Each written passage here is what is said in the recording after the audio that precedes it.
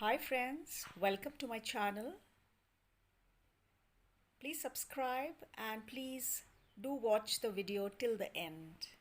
You can see I'm wearing a very beautiful creative fabric earring that I made today, and I'm trying to share with you how beautiful it looks when you wear it with a beautiful colored dress. So to start with the tutorial, we take a piece of cloth, any type of cloth will do. A cotton cloth is more ideal. Here I have taken a kalamkari print cotton cloth piece, which I have cut it into two similar strips of the same cloth, and I am turning it and folding it. You can see it in the video, and creasing it so that we can have two sides of that same cloth piece. You can see that I'm creasing it so that I can get a nice rectangle piece of cloth. Here the second piece also, you can see me creasing it using the upside cloth print inside so that I can do a good stitching on it. You'll see the process.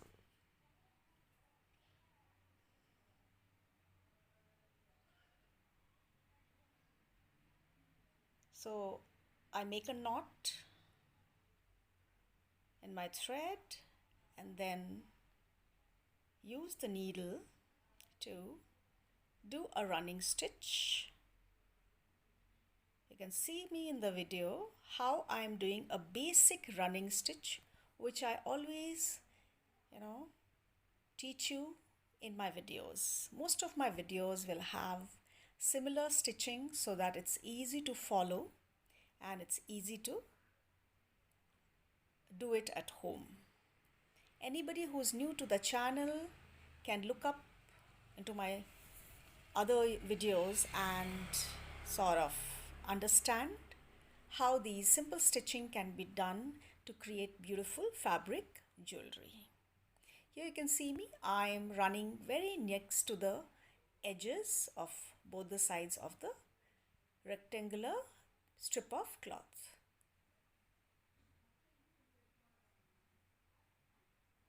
There I finished the end, and I'll pull the strings so that I can get the cloth how I saw it in the beginning. There you go. Now I take a safety pin, and you can see me, I am going to use the safety pin, pass through the cloth from the inside and pull it out from the other side. This way the stitching remains inside the pattern that we have created. Now the inside is outside, which is the actual print. Again I make a knot, and now the area, the side which has the stitching inside, I will run again a running stitch with a needle and thread towards the edge of the stitching which is actually inside.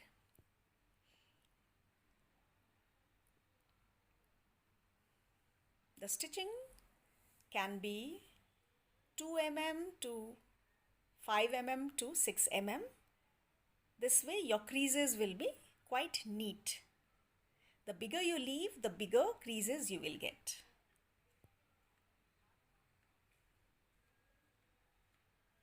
So you can see I have done this running stitch, and I'm folding the edges inside so that one end can go into the other end and we can stitch it up. Here I have pulled the string, and you can see me, I am going to adjust one end, push it inside with the behind of the needle and somehow hold it and stitch it up vertically so that two ends they stay together. This is more like a hairband that you see, which girls wear. Now stitch up the edges neatly so that it stays intact, the edges.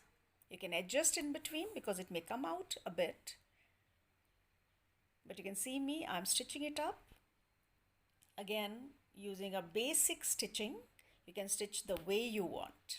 But do it in a linear form so that you can, kind of adjust it later on with beads to cover up the stitching which is showing on the cloth. So I finished the stitching and I'm going to sort of end it up with a knot and cut off the thread.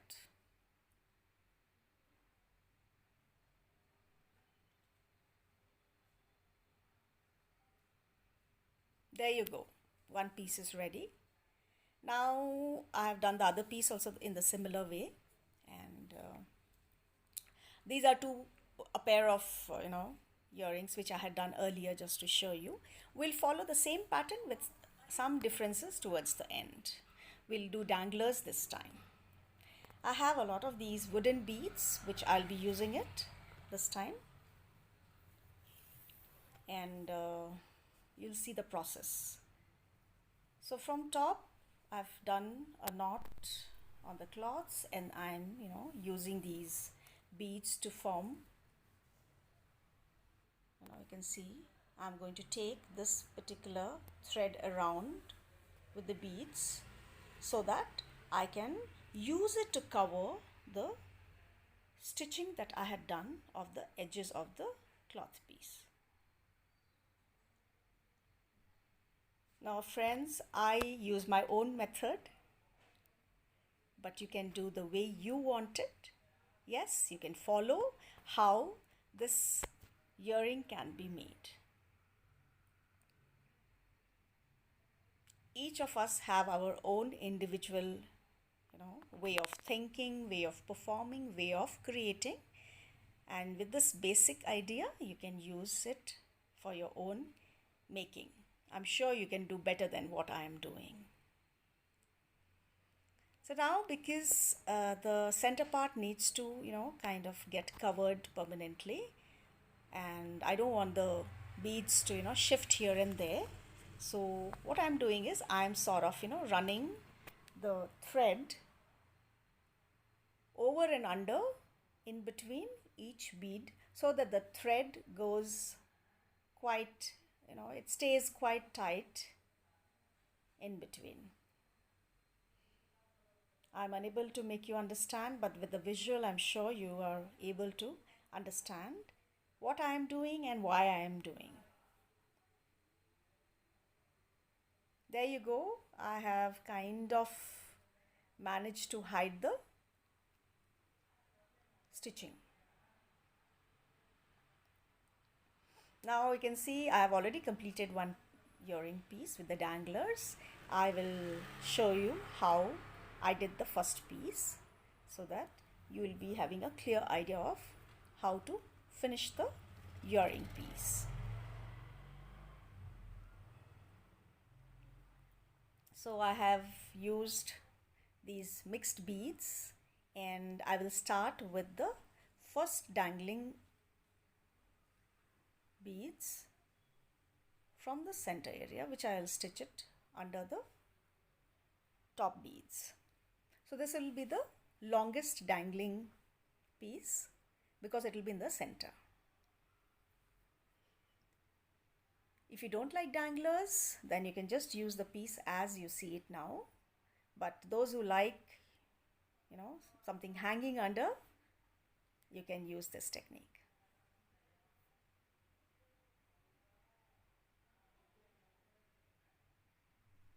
A little here and there you'll have problem with threads, but that's fine. With patience, you should try to solve it out.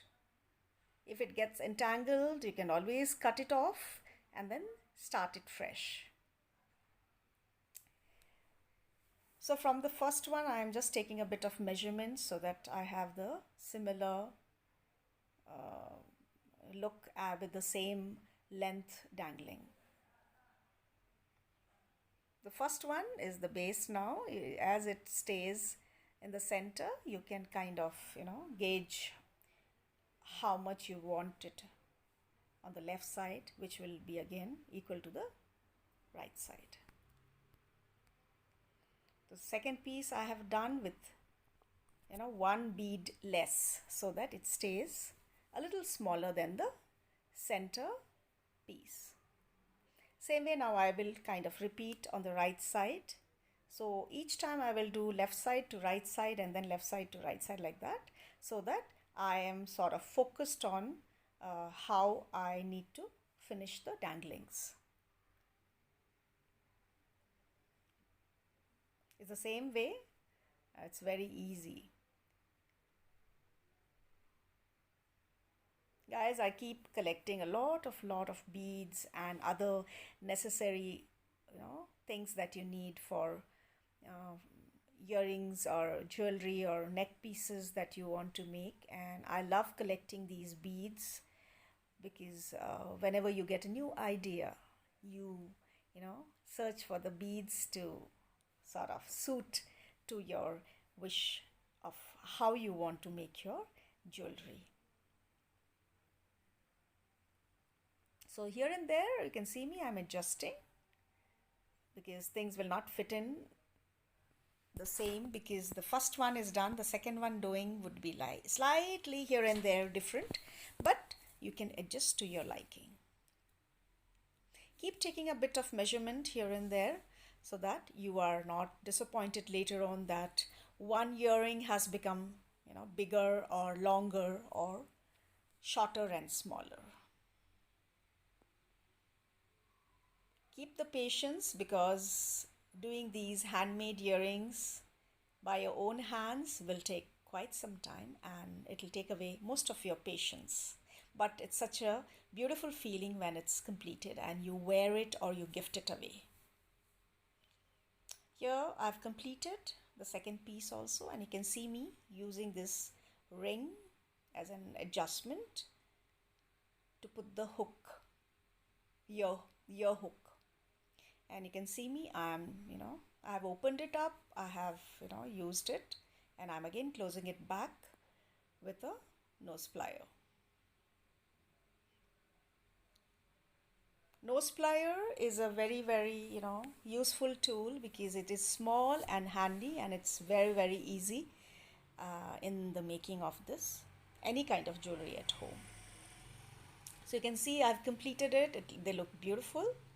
And I think people who like wearing bigger earrings, this is the best way they can, do it at home. Aren't they beautiful? There you go. I've finished. Thank you. Thanks for watching, friends. And that's me wearing them. Please do subscribe and share my channel, like my videos. Please, please, please.